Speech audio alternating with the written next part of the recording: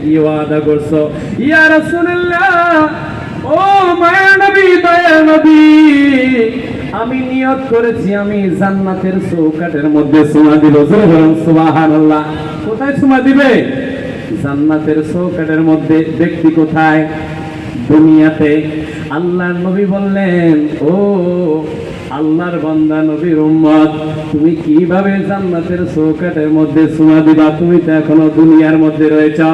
ইয়া রাসূলুল্লাহ, ও মায়া নবী, দয়া নবী, আমি ওয়াদা করেছি, এখন আমার ওয়াদা রক্ষা করতে হবে। আমি জান্নাতের চৌকাঠে চুমা দিতে চাই। ইয়া রাসূলুল্লাহ, আল্লাহ নবী ডাক দিয়া বললেন, ও আল্লাহর বান্দা রাসূলের উম্মত, তোমার কি মা বাবা আছে কিনা?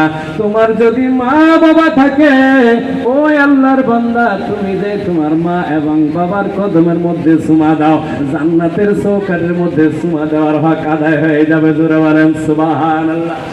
ওই ব্যক্তি ডাক দিয়ে বললেন, ইয়া রাসূলুল্লাহ, ও মা নবী, দয়া নবী, এইভাবে কয়ে ফেল ফেল করে চোখের পানি ছেড়ে দিয়ে বললেন, ইয়া রাসূলুল্লাহ, ও মায়া নবী, দয়া নবী, আমার মা বাবা নাই।